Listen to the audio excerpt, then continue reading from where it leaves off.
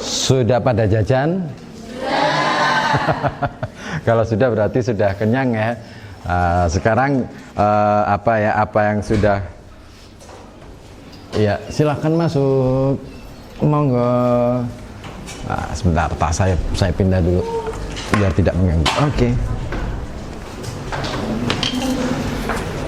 Oke, nah sekarang kalau tadi sudah mengasup untuk kebutuhan fisik, nah sekarang kebutuhan otak gitu ya.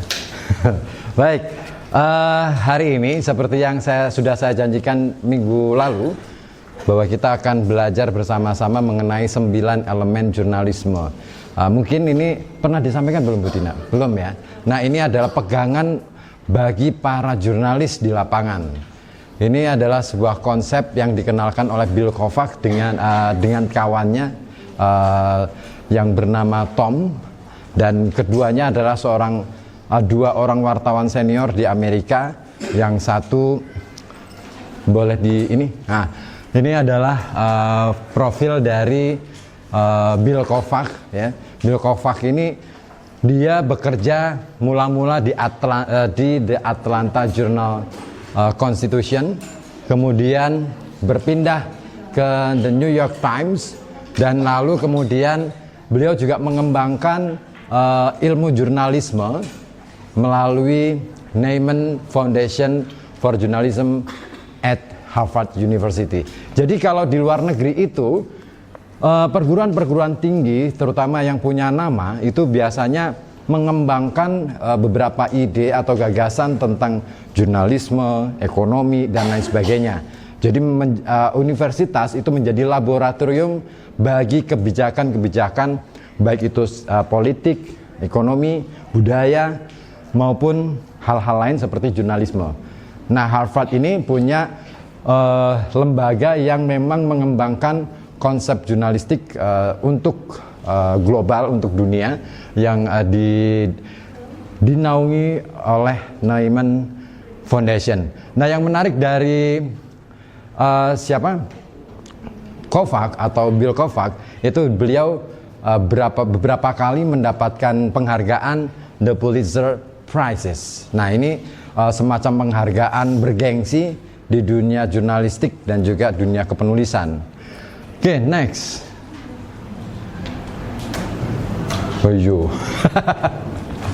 Yang satunya adalah Tom Rosenstiel. Beliau adalah kawan ataupun rekan dari Bill Kovac. Beliau juga seorang penulis novel. Banyak novel yang sudah dia tuliskan.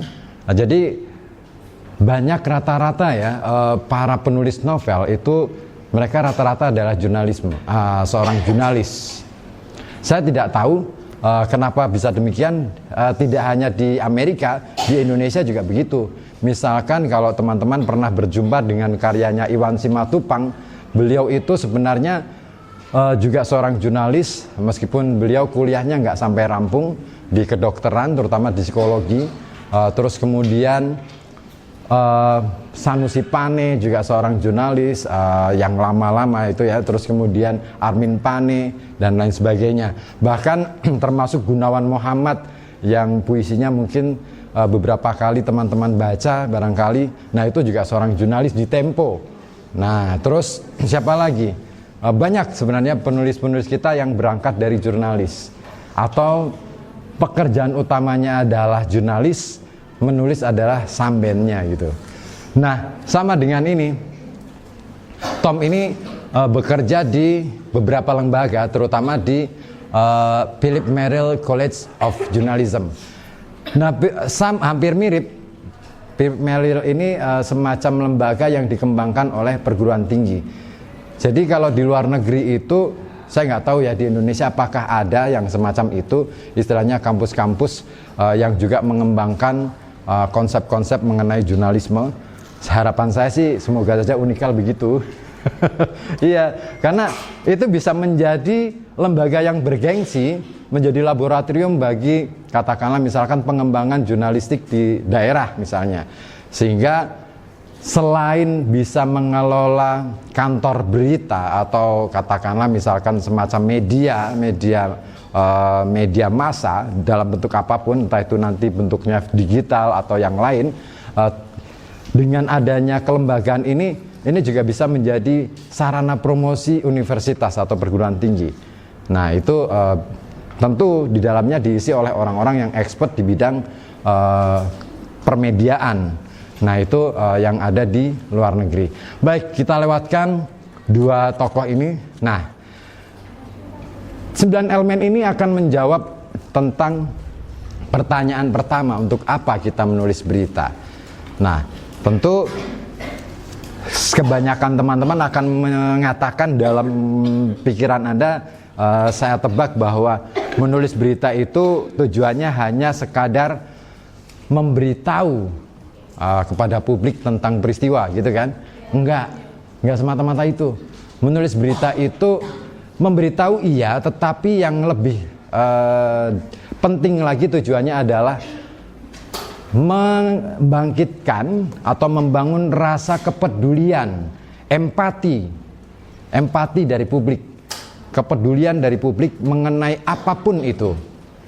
Jadi katakanlah misalkan kalau berita bencana pasti deh akhirnya efeknya banyak kelompok yang kemudian membuat semacam donasi gitu kan, semacam penggalangan dana untuk membantu para korban.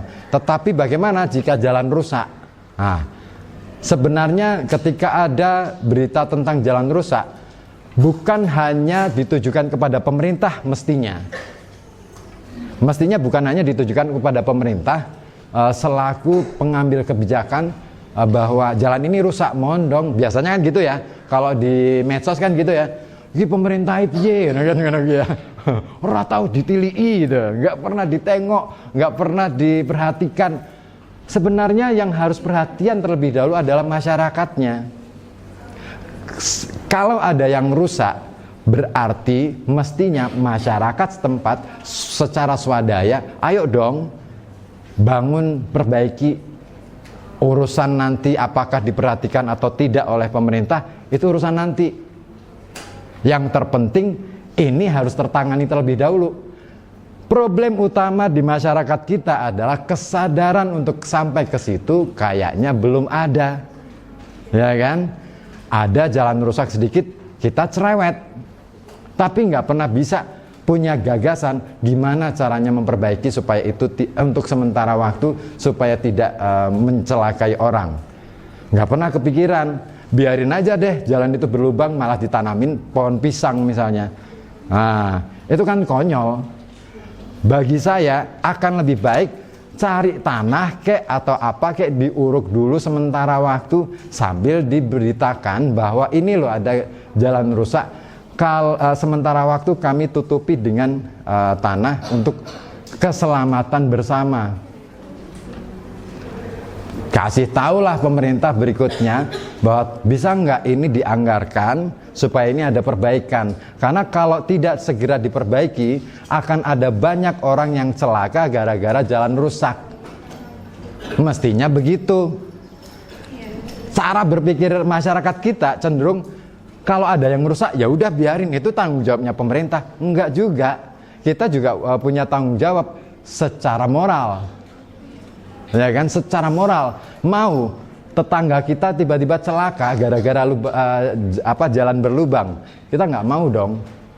Karena bagaimana kalau misalkan posisi itu bukan tetangga kita, tapi keluarga kita, mungkin adik Anda, atau misalkan orang tua Anda, atau paman Anda, atau siapapun dari lingkungan kita, terdekat kita. Tentu tidak.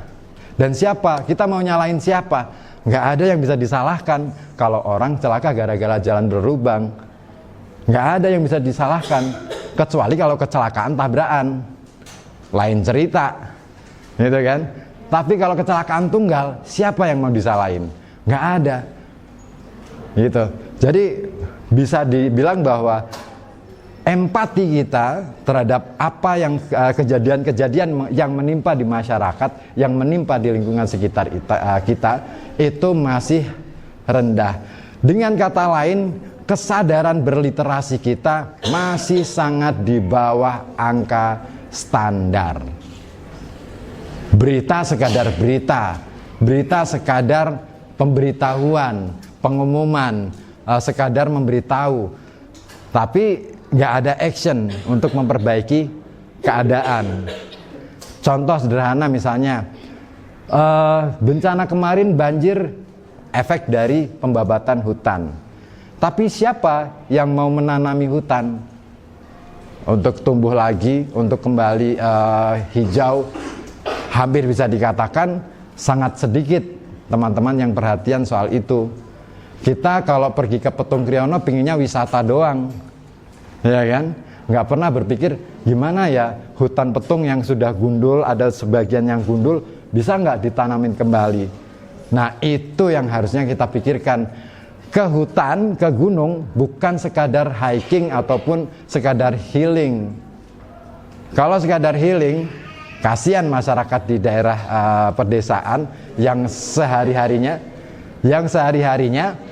hidup bersama alam dan mereka terancam kehidupannya. Nah, teman saya yang jadi operator ini ini adalah aktivis lingkungan. Beliau aktif banget untuk menanami kembali hutan-hutan yang sudah gundul di daerah Petung Kriono. Bahkan kemarin bekerja sama dengan 407 kalau tidak salah, bekerja sama dengan Pak Tentara dan juga dari pemerintah kabupaten, dinas terutama, untuk juga pemerintah provinsi, dinas kehutanan, itu menanam kembali hutan yang ada di Petung Kriono. Yang kalau dibiarkan pasti deh longsor itu akan kembali terjadi. Kemarin sudah terjadi longsor kan, besar-besaran, sampai dampaknya sampai ke daerah paling bawah, bahkan lumpurnya sampai di daerah Pencongan kalau tidak salah, iya kan? Di Sungai Pencongan itu sekarang sudah banyak lumpur, endapan lumpur yang berasal dari atas. Yang paling parah adalah korbannya adalah yang ada di daerah Gedung Patangewu. Itu rumah itu lumpurnya setinggi hampir selutut. Rumah mertua saya yang dapat yang di Gedung Patangewu itu lumpurnya sampai masuk ke dalam rumah. Kulkas, karena rumah itu kosong, kulkas itu sampai gelimpang, isinya semua penuh dengan lumpur. Lemari, baju-bajunya kena lumpur semua, jadi akhirnya nggak ada satupun yang bisa dipakai. Nah, berkaca dari itu, saya ajak teman-teman, yuk mulai dari sekarang kita lebih peduli terhadap apa yang ada di sekitar kita. Penting banget.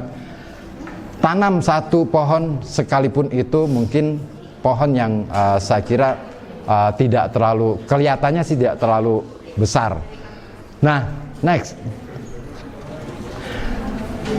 Jadi 9 elemen ini akan menjawab untuk apa kita menulis berita dan bagaimana mestinya kita menulis atau berita itu dituliskan. Teman-teman mungkin sudah pernah menulis berita atau sudah mendapatkan tugas untuk menulis berita, tapi saya agak boleh saya menyaksikan barangkali teman-teman lebih menggunakan bantuan AI daripada pikiran sendiri, ya enggak? ChatGPT ya. Wah, berita nggak seperti itu, Nona. Wah, berita harus ditulis dalam kerangka kejujuran. Oke, mesin boleh dibilang jujur, tapi mesin tidak punya alasan mengapa saya harus jujur. Mesin adalah bekerja secara mekanik, mesin bekerja sebagai mesin. Maka apa yang dia sampaikan sebenarnya yaitu data yang diolah, tetapi dia tidak mampu menjawab apa alasannya gitu. Nah, baik, kita langsung ke 9 elemen jurnalisme. Nah, di buku ini, buku yang ditulis oleh seorang jurnalis senior, Mas Andreas Harsono. Beliau adalah wartawan Tempo dulu. Beliau menuliskan tentang 9 elemen jurnalisme itu tadi. Oke. semestinya saya pinginnya sih membacakan buat kalian supaya saya yakin Anda belum pernah baca buku ini pasti. Iya kan? Padahal kemarin sudah saya beritahu. Ini loh buku yang wajib dibaca oleh teman-teman yang ingin mendalami dunia jurnalistik gitu. Agama saya adalah jurnalisme. Di sini dikemukakan bagaimana secara ringkas mengenai 9 elemen yang disampaikan oleh Bill Kovac dan juga Tom. Nah, elemen pertama adalah kebenaran. Nah, tapi di sini kebenaran yang dimaksud bukan berarti kebenaran yang sudah jadi. Jadi yang namanya kebenaran dalam konteks jurnalisme itu adalah segala sesuatu yang bertebaran di peristiwa itu adalah kebenaran faktual yang harus diusut satu persatu, yang harus dicari satu persatu, diulik ya, supaya kita mendapatkan kebenaran yang utuh. Kebenaran yang utuh itu berarti kita harus apa ya istilahnya, tidak hanya mengandalkan satu sumber informasi, tetapi banyak sumber informasi. Jadi katakanlah misalkan ada satu peristiwa, katakanlah ada kecelakaan antara becak dan sepeda misalnya di kampung gitu ya.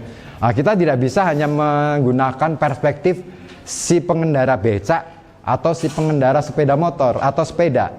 Kita juga harus menggunakan perspektif orang yang menonton atau menyaksikan kejadian itu. Dan itu pun, wah ini yang rumit di dalam jurnalistik itu sebenarnya kita dilatih untuk menjadi orang yang sangat ilmiah cara berpikirnya. Jadi orang yang melihat dari sisi kanan dan kiri pasti berbeda perspektifnya. Atau dari belakangnya becak dan belakangnya sepeda pasti juga akan beda. Maka semua orang yang ada di lingkungan itu dalam kejadian itu harus ditanya, terutama yang menyaksikan harus ditanya bagaimana. Tapi kita tidak perlu melakukan atau membuat simpulan mana kira-kira yang benar, mana kira-kira keterangan yang paling valid. Tidak bisa. Yang kita lakukan hanya mencatat atau menulis ulang apa yang kira-kira menjadi pandangan dari orang-orang itu tadi. Nah, jadi nggak bisa kita membuat statement atau membuat justifikasi atas sebuah peristiwa. Jadi kalau misalkan Anda membuat berita nih ya, sering banget nih yang saya temukan di beberapa media sosial yang akun-akun yang mendaku sebagai media berita di Pekalongan, sering banget melakukan justifikasi atas sebuah peristiwa. Misalkan nih, ada jalan rusak, terus kemudian muncul diberitakan di media di akun itu, terus langsung menjustifikasi kerja pemerintah tidak beres misalnya, jalan rusak saja dibiarkan bertahun-tahun. Itu nggak boleh. Itu sudah ngomongin opini pribadi atau opini dari media itu sendiri. Akan lebih baik apabila itu memang berangkat dari keterangan orang sekitar, bahwa jalan itu sudah rusak sejak tahun berapa sampai tahun berapa. Hanya itu. Kita tidak boleh mengatakan bahwa jalan ini terbengkalai sekian puluh tahun lamanya. Siapa bilang itu terbengkalai? Gitu. Kalau sudah menggunakan kata itu, nah itu hati-hati. Kita bisa kena pasal ITE atau undang-undang pers. Itu sudah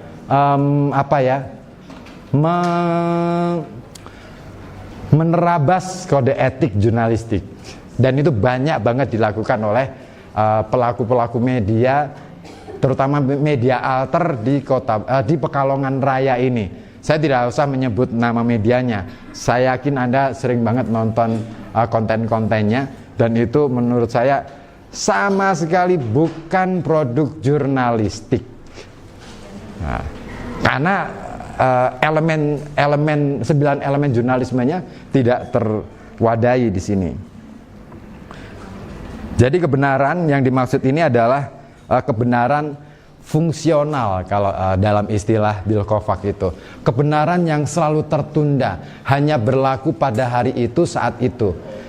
Misal nih, apa sih yang dimaksud kebenaran fungsional? Begini, misalnya ada kasus pencurian, terus kemudian kita liput. Terus kira-kira siapa yang mau teman-teman wawancarai kalau ada kejadian pencurian? Korban, oke. Terus warga sekitar, oke. Terus saksi mata. Terus yang menangani kasus siapa? Polisi, oke. Terus, nah ini menarik nih, yuk. Satpam, oke. Terus siapa lagi? Pelakunya mau diwawancarai nggak kira-kira kalian?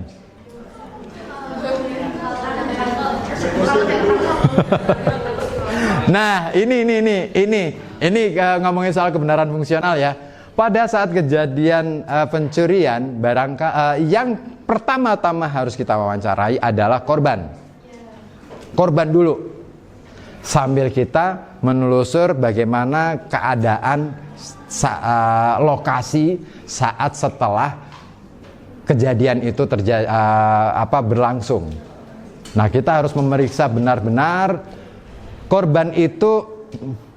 Pokoknya orang yang ada di dalam rumah yang menjadi korban itu semua harus diwawancarai. Nah, makanya kerja jurnalis itu sebenarnya seperti seorang periset sebenarnya. Kalau sekadar wawancaranya satu orang, pasti informasinya nggak komplit. Kalau sekadar yang diwawancarai adalah kepala rumah tangganya, pasti jawabannya kan ketika kita wawancara pembantunya misalnya, pasti akan beda lagi. Karena bisa jadi keterangan pembantu, saya nggak ngerti apa-apa, waktu kejadian saya masih tidur. Kan gitu. Itu tetap menjadi keterangan. Artinya kan kita nggak boleh membuat kesimpulan dulu ya. Terus kemudian kita tanya satpamnya, Bapak Satpam, kenapa kok bisa gimana Bapak? Jadi nggak boleh nanya kenapa kok bisa pintu itu diterobos. Nah, itu sudah pelanggaran kode etik dalam wawancara. Nah, yang bisa kita tanyakan adalah saat kejadian apa yang Bapak lakukan? Oh, saya saat itu sedang berjaga-jaga di bagian belakang rumah. Nah, kebetulan misalkan nih si pencuri ini lewat pintu depan, jadi saya tidak bisa melihat bahwa ada orang masuk. Nah, tapi Bapak waktu itu setelah itu memeriksa CCTV enggak misalnya? Atau gini pertanyaannya, Pak, di pos satpam ada CCTV enggak? Ada. Lah, Bapak tahu dari mana kalau ada kejadian pencurian di dalam rumah itu? Oh iya, waktu setelah saya balik lagi ke pos satpam, saya coba periksa di CCTV, ternyata ada orang asing yang masuk. Nah, itu keterangan. Nah, kemudian jadi semua yang ada di rumah itu wajib hukumnya diwawancarai, kecuali bayi yang belum bisa bicara gitu kan. Atau anak-anak yang nggak ngerti gitu ya. Nah, pokoknya yang sudah punya cara berpikir yang benar, artinya yang dewasa gitu ya, itu boleh diwawancarai. Nah, berikutnya adalah pencuri ini sudah ketangkep nih oleh polisi. Nah, kecenderungan teman-teman wartawan yang ada di hampir semua daerah itu rata-rata adalah mereka hanya menunggu pers conference atau keterangan pers dari polisi yang kemudian direkam, ya kan, terus kemudian dijadikan keterangan. Sebenarnya wajibnya seorang wartawan atau jurnalis adalah yang harus keterangan yang paling valid itu adalah keterangan dari pelakunya, bukan dari polisi. Jadi polisi itu adalah lapis kesekian kali, dan itu keterangan yang tidak penting dalam konsep elemen jurnalisme ala bil qafak. Nah, bagaimana? Kan gini ya, bagaimana kalau pelakunya bohong? Nggak masalah. Mau dia pakai keterangan yang bohong atau mau keterangan yang beneran, nggak masalah. Yang penting tulis sesuai dengan keterangan. Maka ini harus pinter-pinternya. Makanya nih, seorang jurnalis sebenarnya tidak hanya menjadi tukang keker atau katakanlah wirawiri ke sana kemari hanya untuk mencari berita, tapi juga harus pandai-pandai melakukan komunikasi secara intensif kepada pihak-pihak siapapun itu, kepada semua pihak. Maka komunikasi itu adalah penting banget. Bagaimana kemudian menjalin komunikasi dengan pihak kepolisian supaya mendapatkan izin untuk mewawancarai pelaku, karena tidak gampang loh masuk ke kantor polisi terus kemudian minta keterangan dari pelaku, itu nggak gampang. Biasanya sudah cukup pers conference aja misalnya, atau pada saat pers conference pelaku ini kan kemudian diberi kesempatan, atau wartawan ini diberi kesempatan untuk tanya jawab kepada si pelaku. Itu keterangannya sudah beda. Keterangannya sudah beda.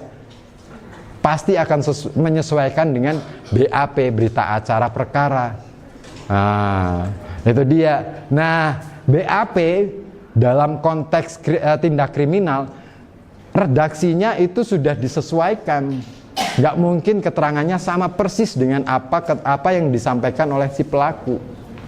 Nah, makanya kudu pinter-pinter seorang jurnalis itu masuk ke lorong-lorong, bahkan masuk ke lorong paling sempit gitu. Nah, jadi itu 2 hari yang berbeda. Pada saat kejadian, kemudian pada saat pelaku tertangkap. Lalu tugas wartawan apa setelah itu sebenarnya? Sebenarnya selain pelaku, wartawan wajib melakukan penelusuran terhadap kasus itu dengan mewawancarai atau menanyai keluarga pelaku.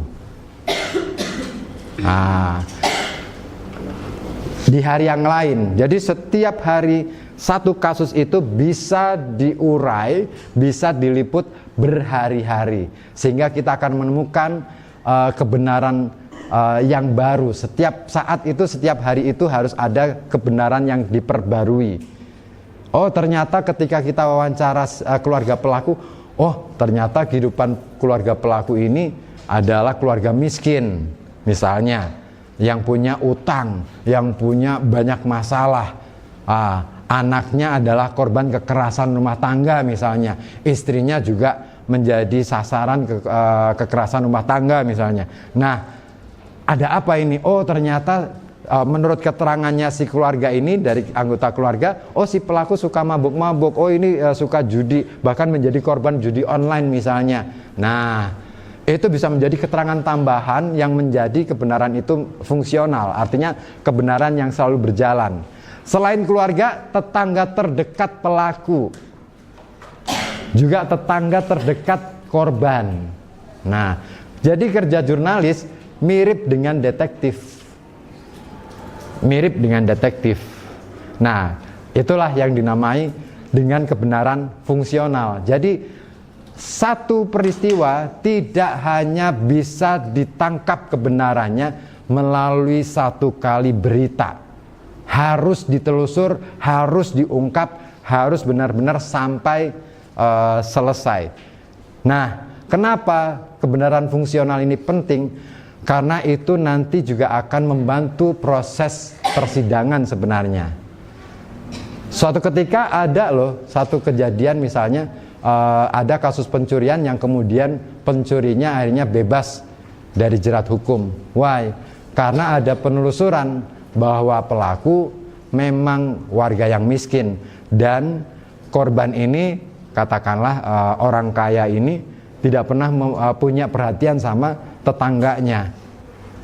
Nah, akhirnya karena pemberitaan yang berurutan berhari-hari meliput kejadian itu karena dianggap penting banget, maka kemudian si pelaku ini bebas dari jerat hukum. Dan itu artinya Anda menolong orang. Tidak semua pencuri itu salah, meskipun pencurian itu salah. Tetapi ada alasan-alasan yang menyebabkan orang tidak bisa dipersalahkan atas kasusnya.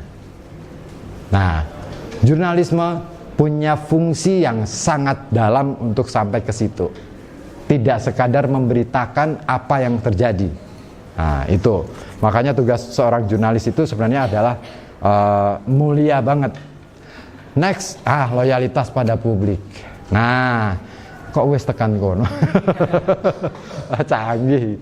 Nah, dari kebenaran fungsional ini sebenarnya kita tarik pada pemahaman bahwa seorang jurnalis sebenarnya ketika bekerja di perusahaan media tetap harus punya dasar yang kuat bahwa Anda bekerja bukan untuk perusahaan, tetapi bekerja untuk masyarakat.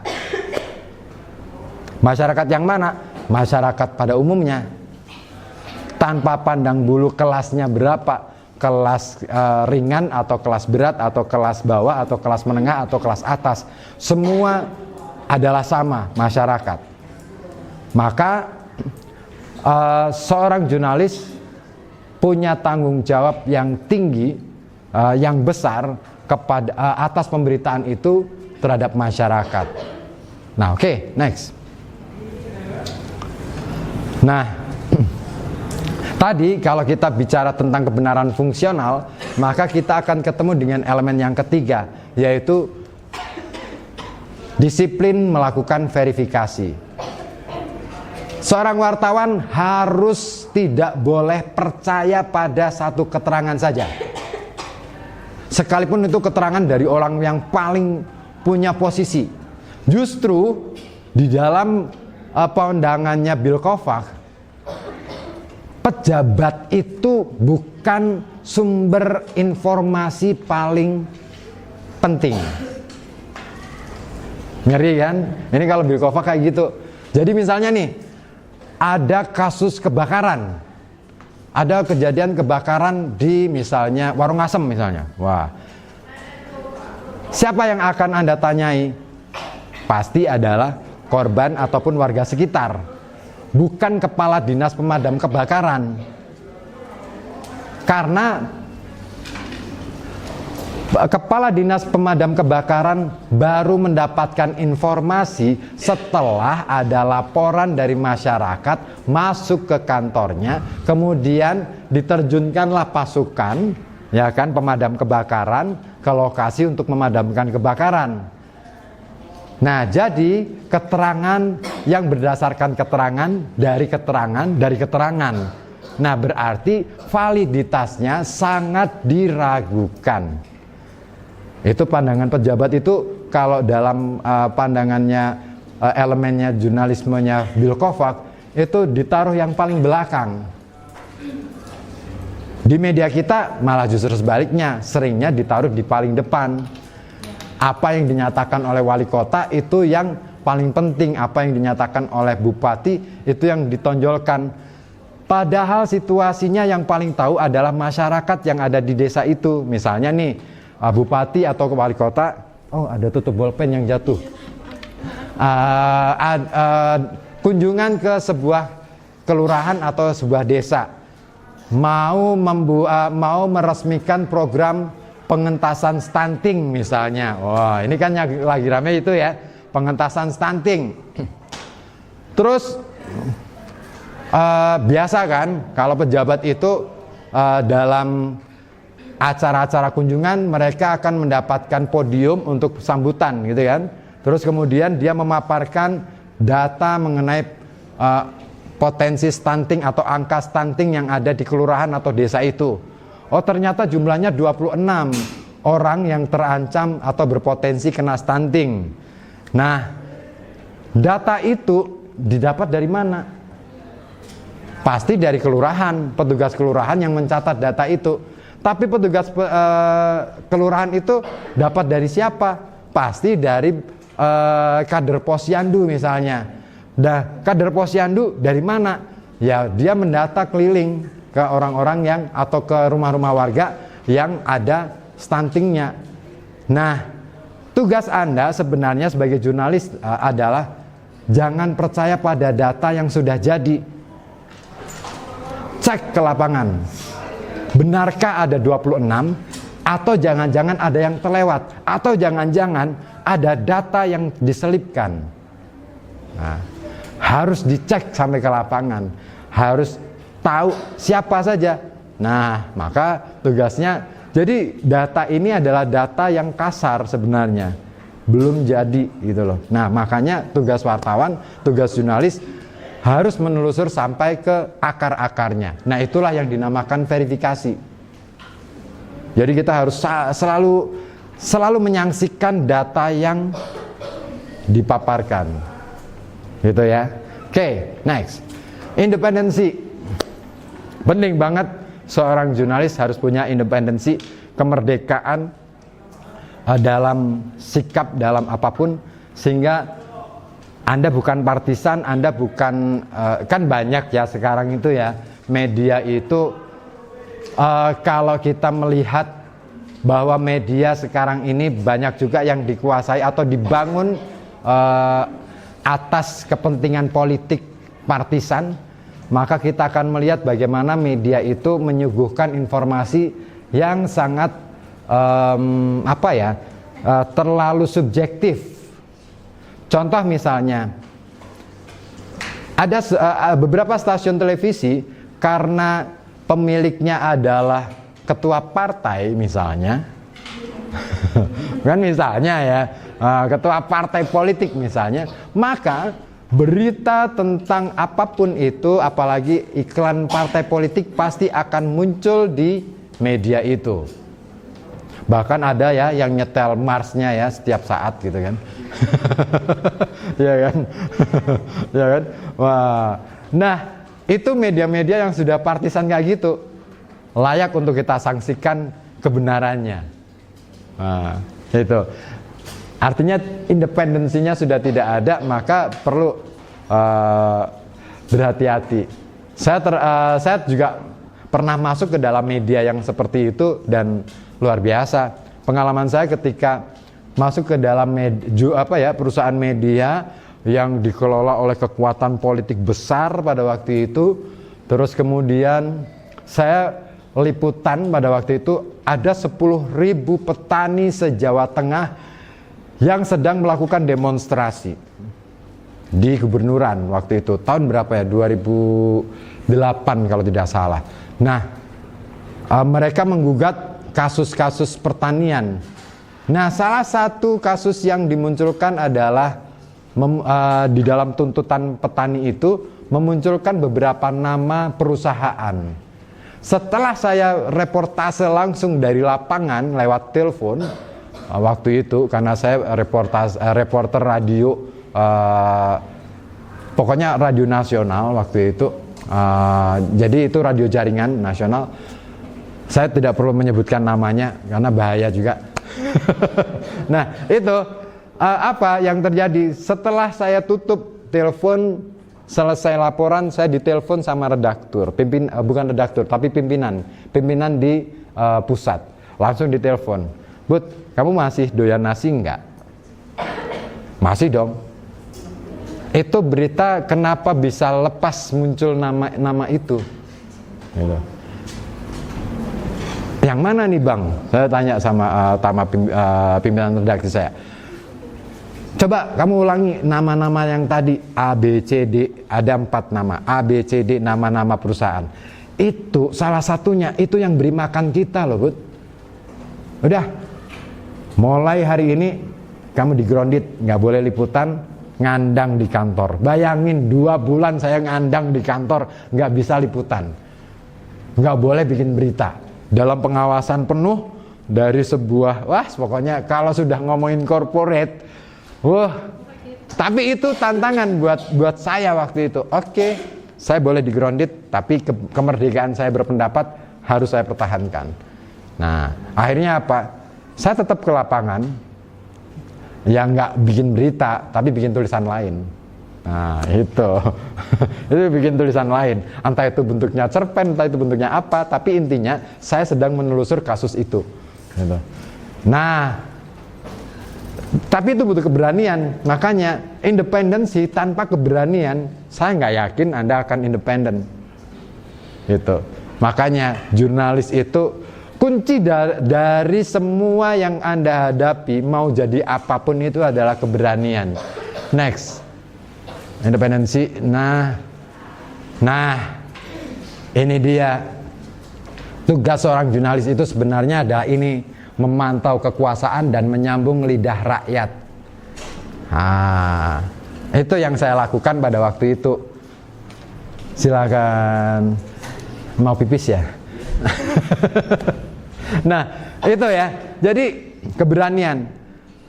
Sama ketika saya datang ke Pontianak dulu beberapa tahun yang lalu, masuk ke perkampungan Dayak pada waktu itu, saya sudah diendus sama orang-orang Dayak waktu itu. Langsung ditanya, orang Jawa ya pasti. Langsung gitu, iya. Ngobrol kita, ngopi kita sama orang-orang Dayak pada waktu itu. Terus mereka menyampaikan kekecewaan, ya bukan rasa kekecewaannya, ada rasa kesal, ada rasa jengkel, ada rasa menyesal gitu terhadap kelakuan orang-orang Jawa pada waktu itu. Tapi ini bukan rasial ya.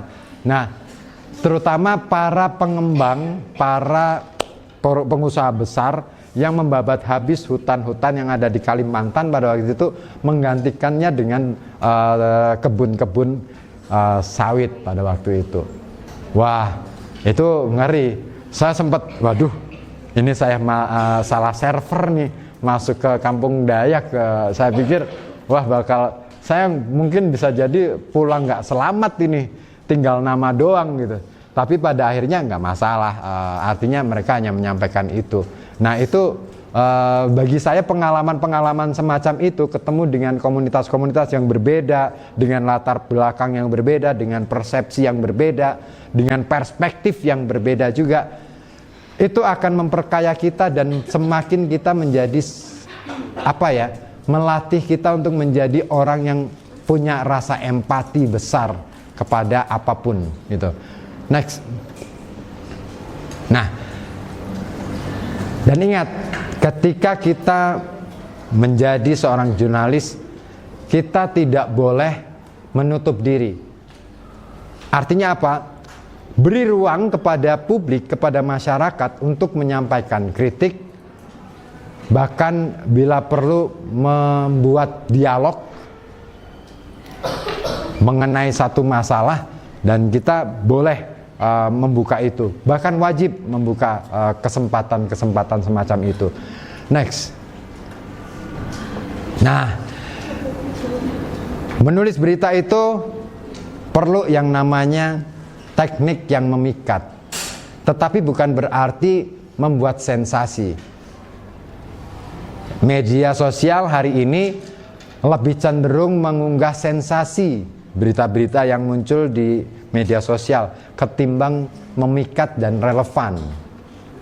Contoh yang paling sederhana adalah ketika kita sering ya kita nonton reels yang menampilkan katakanlah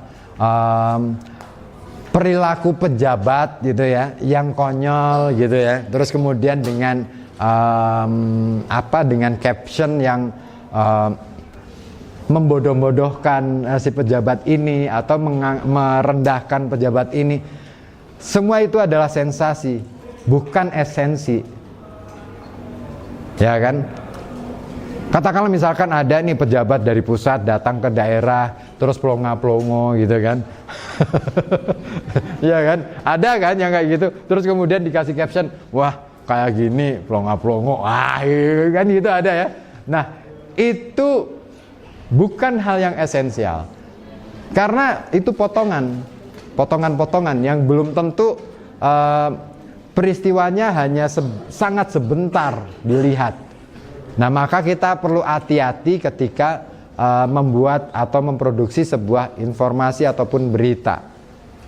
Kita harus melihatnya secara lengkap. Nah, ini dulu ketika saya masih sering liputan, katakanlah misalkan saya ngeliput sidang paripurna DPR misalnya, entah itu provinsi, entah itu kota Semarang pada waktu itu. Saya akan duduk di situ dari awal sebelum sidang itu dimulai sampai setelah sidang itu selesai dan benar-benar ruangan sidang itu sudah tidak ada orang. Why? Kenapa? Saya ingin membidik peristiwa. Maka saya harus menyaksikannya secara lengkap. Bahkan saya rekam semua pembicaraan yang ada di sidang itu komplit dari awal pembukaan, dari asal mulai bahkan bukan hanya dari asal mulai, dari mic biasanya kan gitu ya, di duk-duk gitu. Nah, itu sudah saya rekam. Sampai kemudian sepi senyap saya rekam semuanya secara audio. Nah, setelah itu saya pulang atau saya kemana gitu, saya dengarkan rekaman itu, saya transliterasi, ya, saya kalau sekarang sih enak banget, transliterasi ada aplikasi gitu kan, mudah banget, dari suara ke teks itu gampang banget, tinggal kadang ada selip-selip itu bisa diperbaiki. Nah, saya dari dulu benar-benar mendengarkan rekaman kaset ya, yang bolak-balik itu side A, side B, bahkan kalau sidang itu biasanya 2 jam lebih, berarti saya menghabiskan paling tidak 4 kaset pita ya. Nah, direkam itu saya harus mendengarkan dengan cermat. Oh, ini terus setelah ditranskripsi saya kemudian memilah hasil transkripsi itu menjadi topik-topik. Oh, ini topik ini, oh ini topik ini, oh ini topik ini topik ini. Terus baru saya olah menjadi berita. Saya mau ngambil berita yang topik A, topik B, topik C, atau topik C, D, dan seterusnya. Jadi satu peristiwa itu bisa menghasilkan lebih dari 10 berita. Gitu. Tapi itu tadi, kemampuan kita menyimak, kemampuan kita melihat atau membaca keadaan itu perlu banget dilatih. Makanya Anda beruntung banget di PBS ini ada mata kuliah membaca, terus apa lagi? Menyimak, ya kan? Menulis, berbicara. Nah, 4 keterampilan berbahasa itu adalah bekal yang paling penting bagi seorang jurnalis. Kalau Anda belum tentu loh anak-anak yang lulusan KPI punya kemampuan menyimak yang lebih baik, karena mereka belum tentu sudah pernah belajar menyimak. Nah, menyimak itu penting banget. Jadi kalau misalkan Anda masuk ke dalam ruang sidang, menyimak harus beneran menyimak dan nggak boleh ngantuk. Kalaupun ngantuk pasti akan terlewat satu kata saja terlewat, maknanya sudah beda. Nah, makanya rekaman itu penting banget. Makanya nanti kalau teman-teman ada, nanti ya di bagian akhir saya akan bikin tugas buat teman-teman. Nah, ini nanti deh, proporsional dan komprehensif. Jadi berita yang kita tulis itu harus proporsional. Artinya harus apa yang kita, nah ketika kita mendapatkan data seperti yang tadi saya lakukan, 2 jam saya rekam, terus kemudian saya ambil topik, maka data-data rekaman itu saya pilah mana kira-kira yang memang berkaitan dengan topik yang saya bahas. Kalau tidak ada kaitannya, ya saya simpan, bukan saya buang, saya simpan, mungkin akan cocok di topik yang lain, di berita yang lain.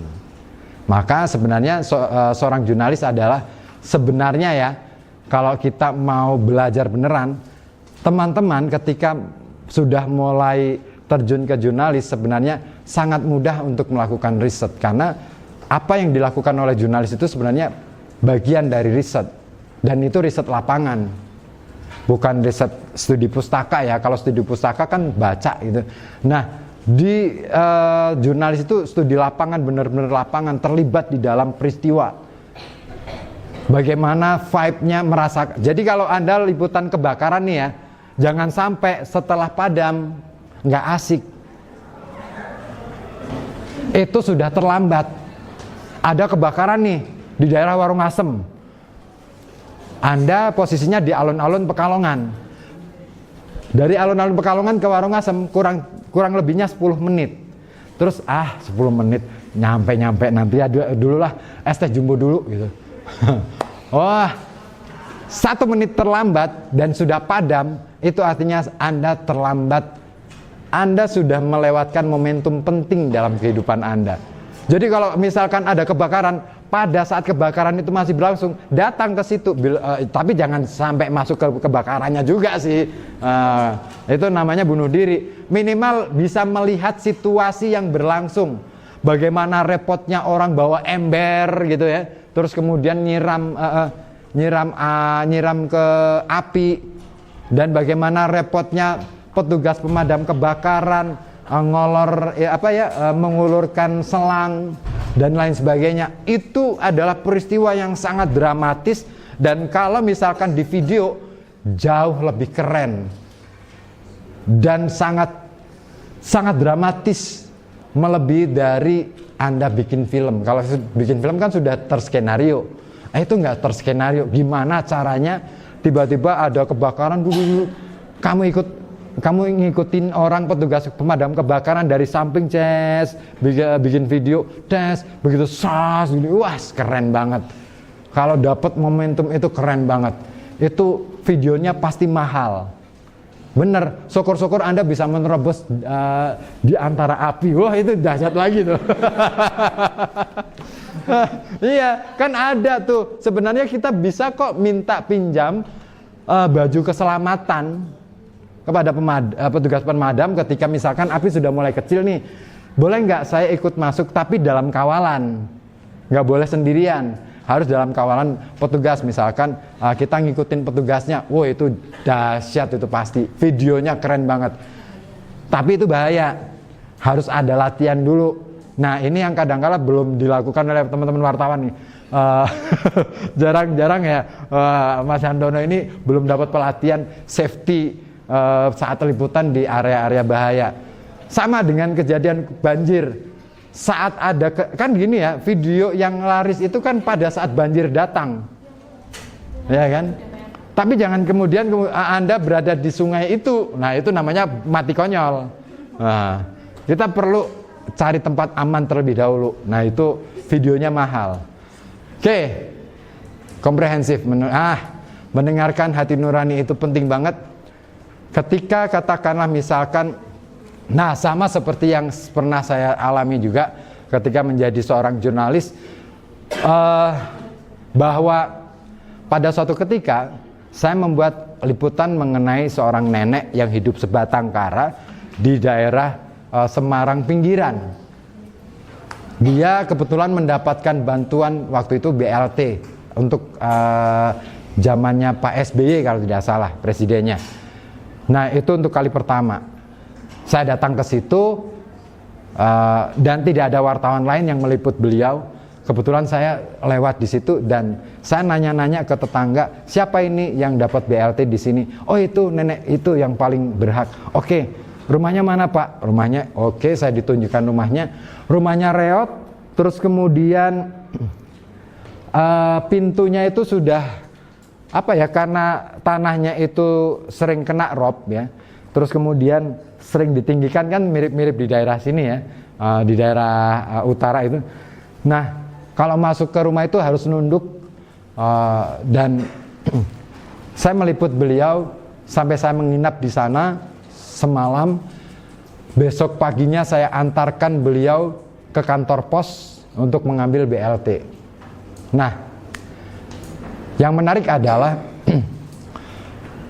ketika berita itu saya susun dan saya kemudian laporkan menjadi feature kepada redaktur saya, waktu itu menolak berita ini. Ini berita yang menjual air mata katanya. Iya, karena dia prinsipnya, "Bu, ya jangan kayak gitu-gitu banget gitu." Oke. Tapi saya mengatakan bahwa kepada redaktur saya, ini ngomong soal hati nurani, "Mbak, persoalannya tidak hanya di situ, Mbak. Ini hanya satu orang, barangkali ada ratusan orang atau ribuan orang yang mirip nasibnya dengan si nenek ini. Saya perjuangkan supaya berita itu muncul, dan akhirnya pokoknya, nah itu tadi, ketika hati nurani kita terpanggil, pertahankan, beranilah untuk berargumentasi di hadapan redaktur. Asal argumentasimu rasional, masuk akal, logis, dan bisa diterima. Bukan asal okol ya. Nah, di situ akhirnya berita itu layak muat dan tayang sampai ke Jakarta.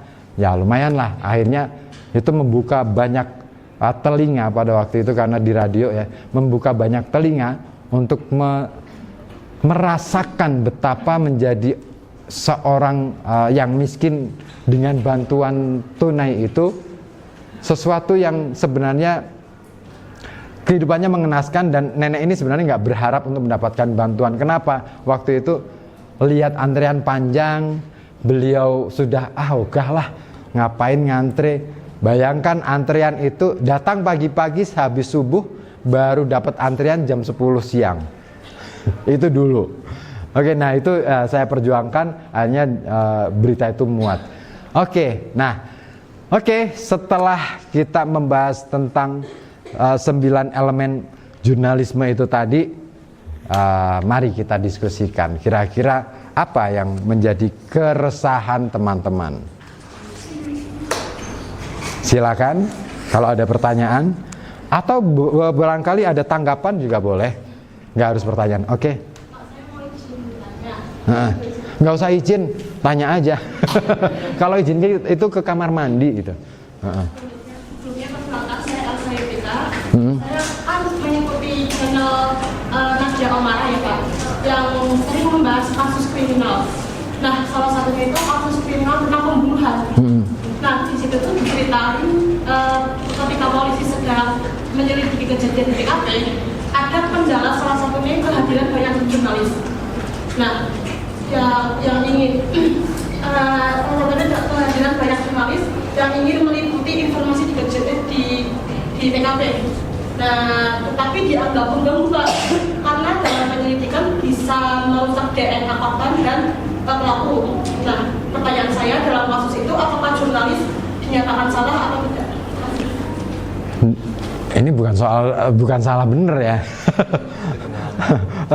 Ini soal etik atau tidak etik sebenarnya. Ini soal etika ya. Ketika sebenarnya ya akan lebih baik ya seorang jurnalis itu jangan gerudak-geruduk.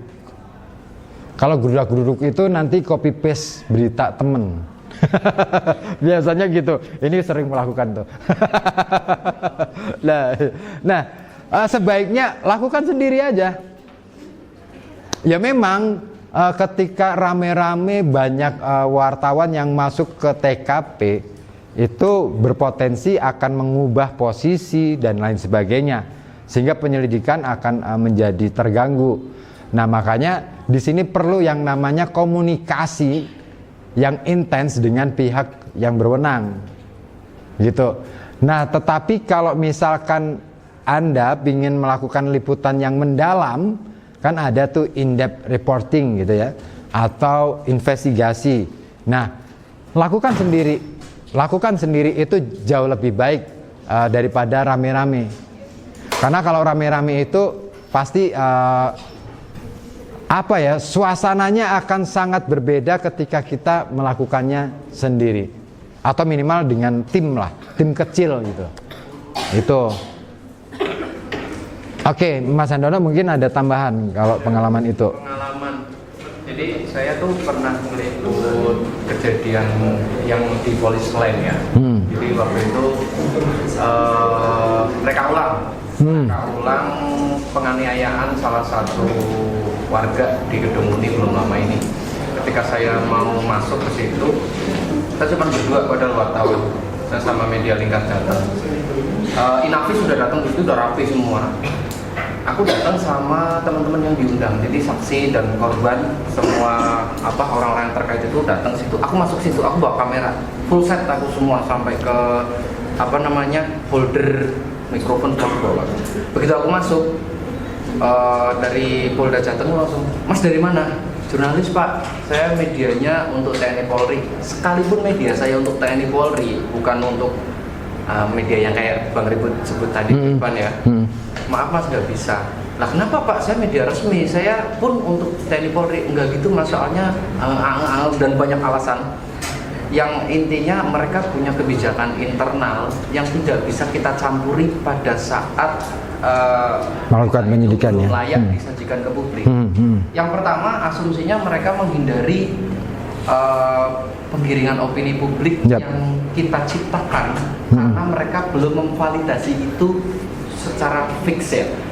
Kadang gini, sudut pandangnya Inavis sama sudut pandangnya kita di lapangan itu berbeda. Nah, kita sebagai jurnalis itu memang kita punya undang-undang pers yang membebaskan kita untuk masuk kemanapun.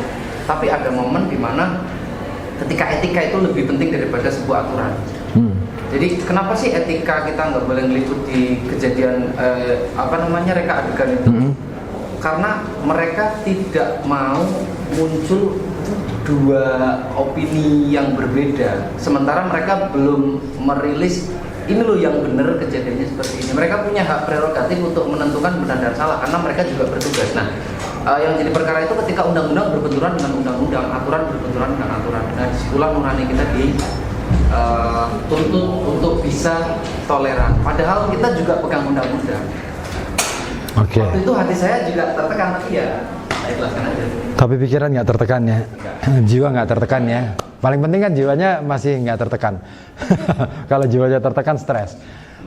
Sebenarnya gini, persoalannya sebenarnya gini. Ketika memang kita tidak kan gini, memang ada batas-batas wilayah. Ketika kita tidak boleh, ya sudah, nggak perlu kita liput. Artinya kita bisa melakukan liputan di luar area itu. Nah, katakanlah misalkan kita hanya bisa meliput tentang reka adegan dari sebuah peristiwa di TKP gitu kan. Boleh-boleh aja kalau reka adegannya. Tapi nah ini tadi sebenarnya kalau yang tadi disampaikan oleh Mas Handono bahwa ada ketakutan mengenai penggiringan opini. Nah, kalau sudah ada penggiringan opini berarti patut dipertanyakan berita yang ditulis itu proporsional apa tidak. Karena sebenarnya berita yang kita tulis pantang hukumnya untuk menggiring opini masyarakat. Yang bisa kita sampaikan hanya sebatas fakta yang kita lihat, yang kita dapat dari keterangan-keterangan yang ada dan apapun itu. Pokoknya hanya kita menuliskan tentang itu.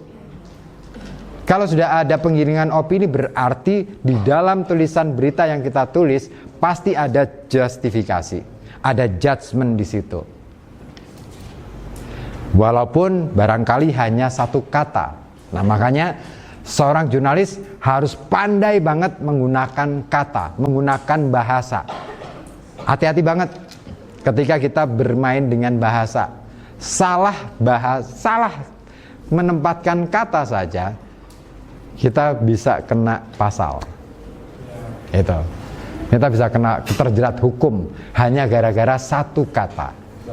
Itu. Waktu itu ketika saya memaksakan diri untuk tetap stay di lokasi mobil Inavis itu berada, itu serentak seketika Polda sama Polres balik kanan dan gak jadi ada reka adegan. Kemudian ditunda 1 bulan berikutnya. Gara-gara saya nongol di situ. Ngeri ya. Gara-gara kamu nongol terus akhirnya polisi nggak jadi. Oke, itu ya. Oke, ada lagi yang lain? Barangkali keren pertanyaannya.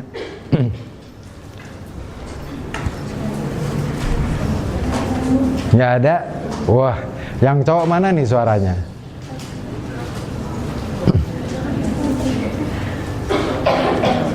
Jangan salah ya, menjadi jurnalis itu kalau sudah di media yang agak lumayan gede ya, itu punya gengsi. Saya dulu zaman SMA, begitu lulus, cita-cita saya adalah pengen jadi wartawan, pengen jadi jurnalis. Kenapa? Karena saya selalu terinspirasi ketika nonton berita atau dulu itu ada liputan khusus di TVRI zaman itu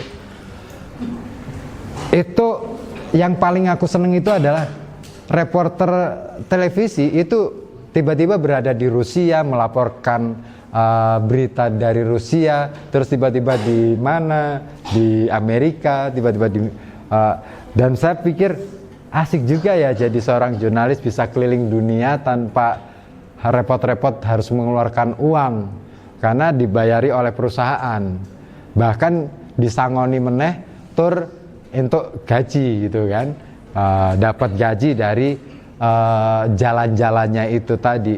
Nah itu yang mendorong saya pingin jadi jurnalis, dan waktu itu niatan saya pingin keliling gitu, keliling katakanlah ya minimal keliling se-Indonesia lah gitu.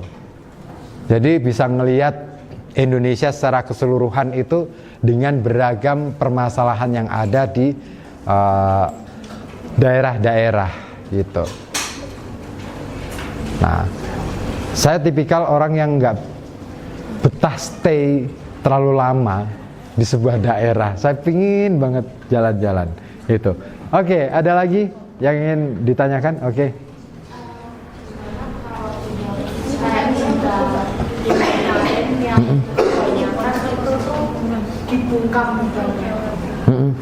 Dibungkam gimana maksudnya? Media sosial aja kayak TikTok kita nggak boleh nge-live lagi setelah itu, terus berita-berita tentang demo itu dihapus semua. Nah ini masalah citizen journalism ya. Nah hati-hati, ada batas yang boleh dan tidak boleh dilakukan oleh masyarakat ketika berlaku sebagai jurnalis warga. Seringkali ya mentang-mentang kita itu ada jurnalis warga gitu atau citizen journalism itu kemudian seolah-olah membebaskan apapun bisa kita beritakan. Nah, saya memilih untuk berada di posisi yang aman-aman aja. Kalau kita tidak punya hak untuk meliput, nah ini dia, jangan lakukan. Di luar negeri ada nih kejadian, saya nggak tahu teman-teman pernah ngelihat apa enggak reelsnya. Ada sebuah kejadian kecelakaan lalu lintas, jeder, terus ada korban, geletak gitu kan.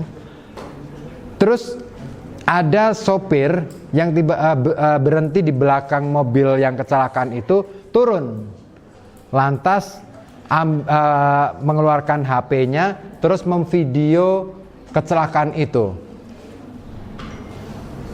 Ada polisi, terus apa yang dilakukan oleh polisi itu? Menegur si warga ini, si sopir ini, menanyai, apakah Anda seorang jurnalis?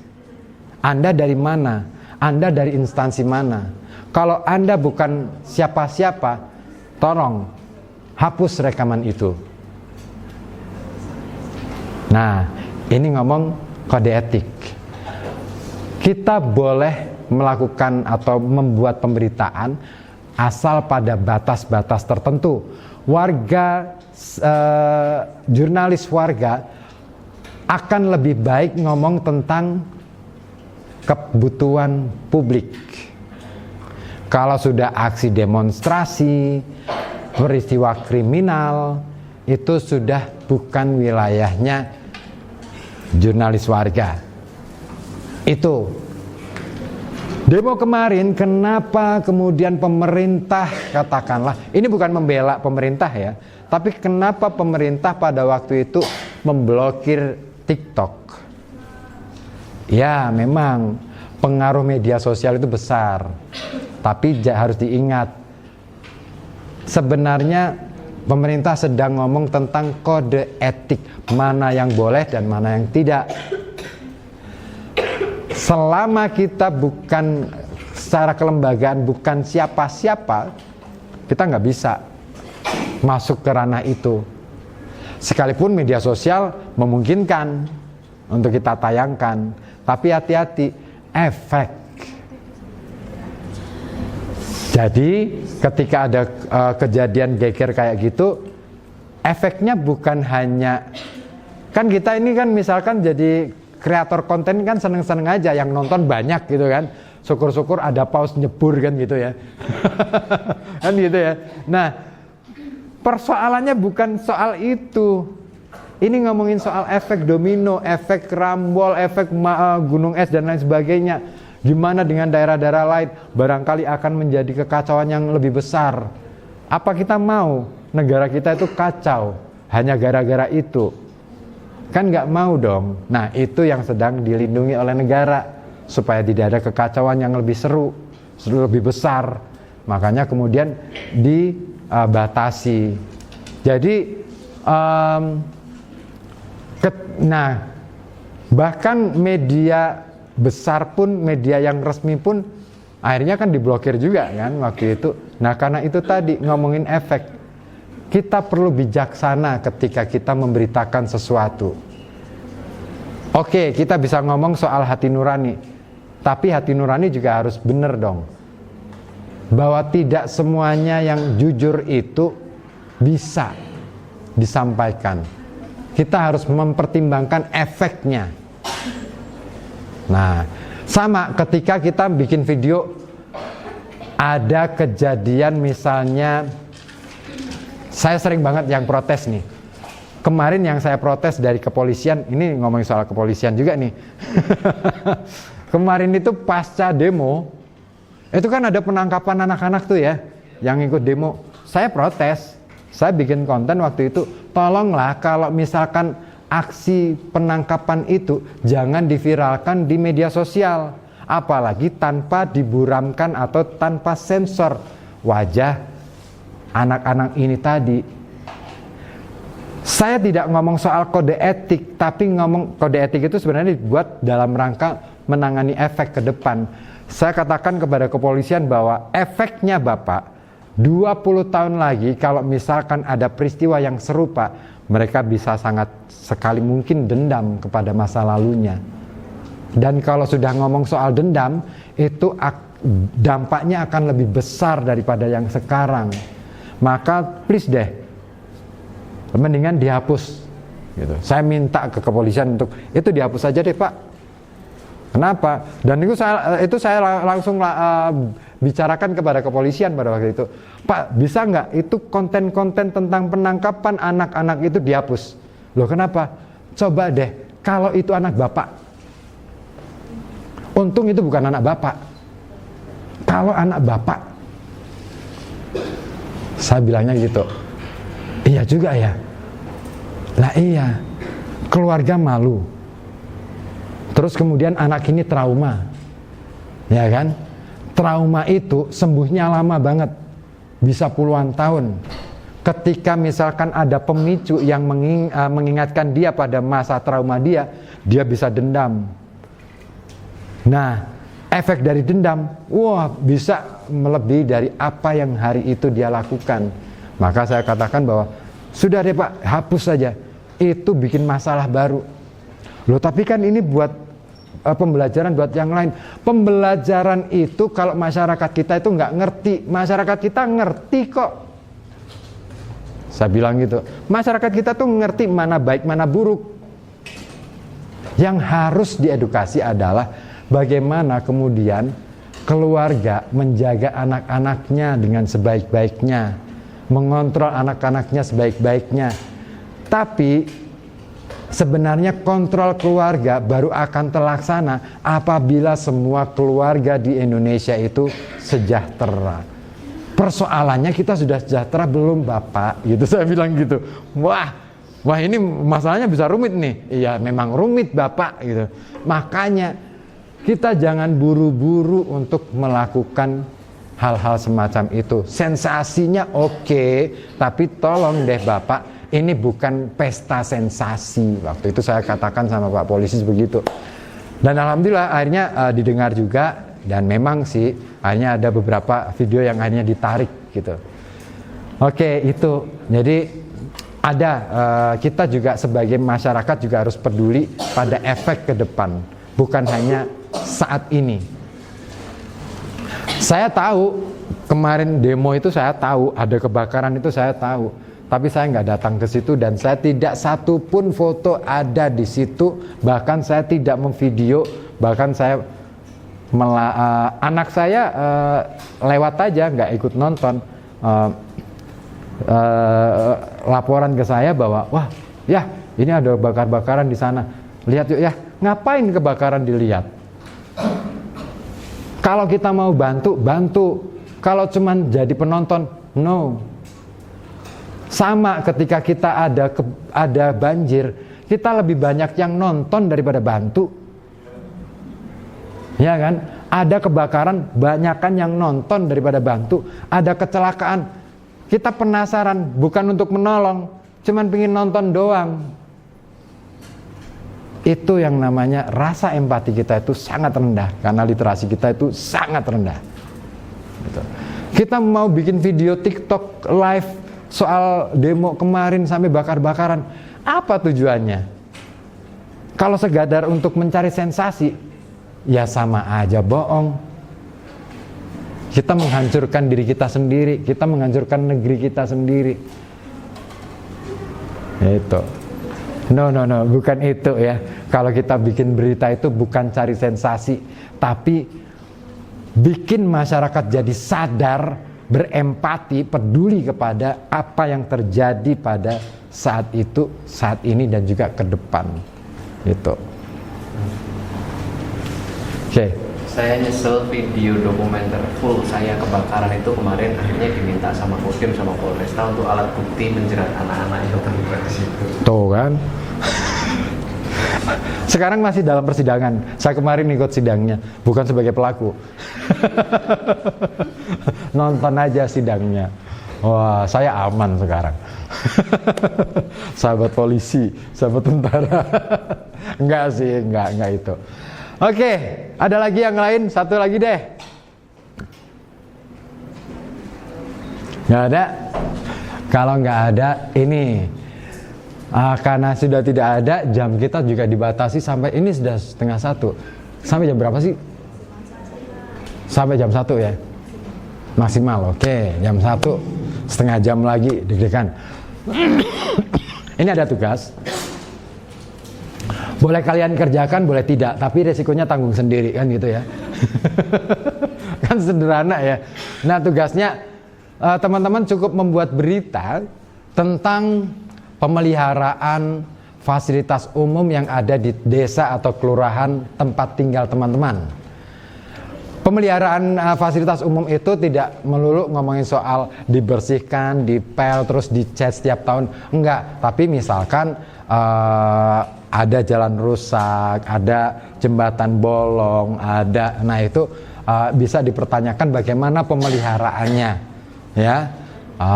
Terus kondisinya bagaimana, gitu. Kondisi fasilitas umum yang ada di desa ataupun kelurahan tempat tinggal teman-teman. Nah, tapi, nah ini, Anda harus melengkapinya dengan data wawancara minimal 3 narasumber. Itu minimal. Itu kalau berita minim banget. Belum ngomong apa-apa 3 narasumber itu. Belum ngomong apa-apa. 3 narasumber yang sangat dekat dengan fasilitas umum itu tadi.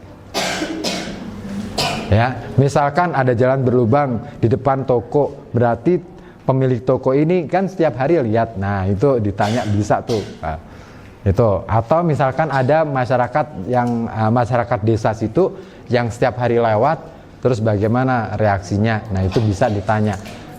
Syukur-syukur bisa menanyakan ke pihak kelurahan. Nah, gimana sih Pak? Atau kepala desa.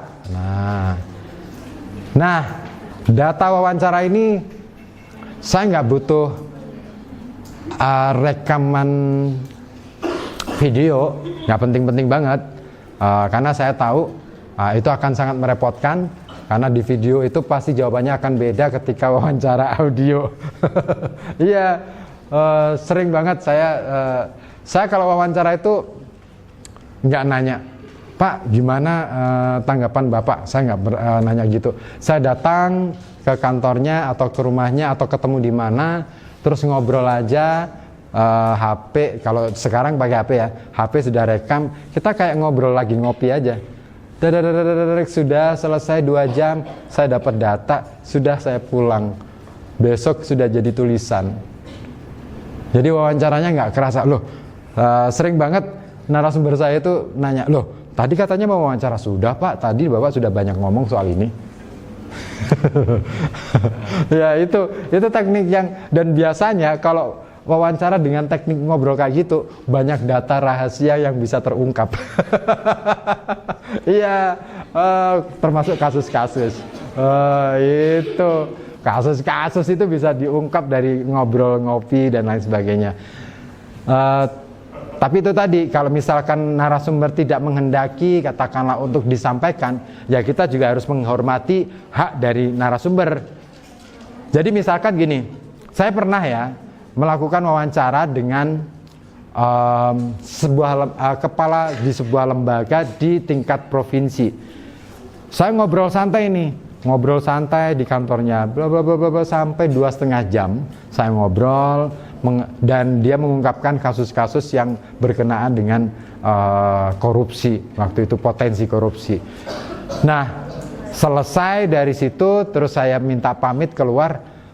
Dia nanya, loh tadi katanya mau wawancara Mas. Sudah Pak, tadi sudah banyak Bapak omongkan ini. Nah terus tiba-tiba dia ngomong, Mas tapi yang kaitannya dengan kasus-kasus itu jangan dulu ya. Nah kenapa Pak? Ini kan masih dalam rangka pemeriksaan, artinya masih dugaan, dan dia memang tidak berwenang untuk menyampaikan itu. Nah maka saya hargai hak dia. Oke deh Pak, kalau itu tetap aman lah Pak, data saya simpan. Tapi ketika nanti misalkan masalah itu meletus, boleh dong Pak saya keluarkan data dari Bapak. Yaitu nanti deh ngobrolnya gitu. Nah itu perlu juga kecerdasan semacam itu. Jadi kita tidak melulu setiap data yang kita dapatkan dari narasumber itu harus menjadi keharusan untuk kita ungkap di berita yang kita tulis. Tapi minimal kita tahu, oh di sini kasusnya ini, oh di sini kasusnya ini, di sini kasusnya itu, gitu. Nah syukur-syukur Anda menjadi wartawan yang benar-benar idealis ya, nggak minta duit ya. Itu yang paling susah tuh, wartawan yang nggak amplopan itu susah banget. Tapi itu mahal harganya. Itu. Nah tugasnya itu silakan nanti dikerjakan. Bentuknya apa? Tulisan saja. Tapi rekaman wawancara disertakan. Gitu ya. Jangan sampai rekaman wawancaranya hilang. Jangan ada alasan itu hilang. Dan jangan pernah membohongi saya. Kalian misalkan wawancaranya dengan teman sendiri, itu akan kelihatan. Telinga seorang wartawan, apalagi wartawan radio, itu sangat peka. Oh ini bukan suaranya dari seorang pejabat. Oh ini suara teman sendiri. Oh ini bisa kelihatan. Jangan sekali-kali mencoba mengkadali saya, karena saya adalah buaya. Itu ya. Itu silakan minggu depan kali ya Bu Dina ya. Minggu depan bisa dikumpulkan, nanti kita diskusikan. Jadi minggu depan kita tinggal mendiskusikan hasil berita yang teman-teman buat. Apakah ini individu atau kelompok? Individu. Kalau kelompok itu misalkan 3 orang, sebenarnya yang mengerjakan satu, yang lain urun nama. Ya, enggak individu. Enggak ada tawar menawar, individu. Minggu depan libur. Apa minggu depan libur? Tanggal berapa sih? Minggu depan.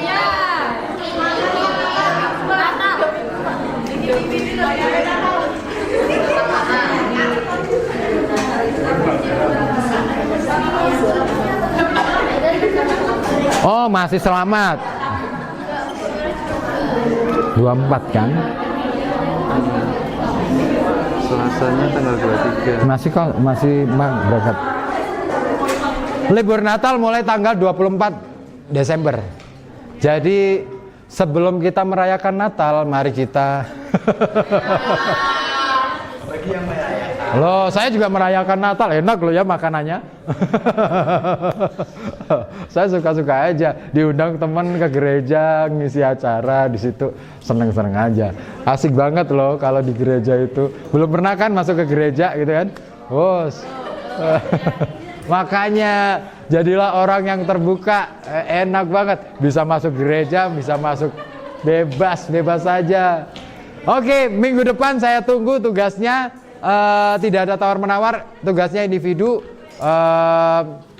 dan ini akan sangat memengaruhi penilaian di akhir. Iya, ini akan sangat memengaruhi penilaian akhir. Nilai Anda mau C, mau C plus, mau C min atau apapun itu ada di tangan saya. Oke, saya kira itu. Ada yang mau ditanyakan lagi? Tidak ada? Oke, terima kasih sudah berkenan untuk hadir di kelas ini, di kelas jurnalisme.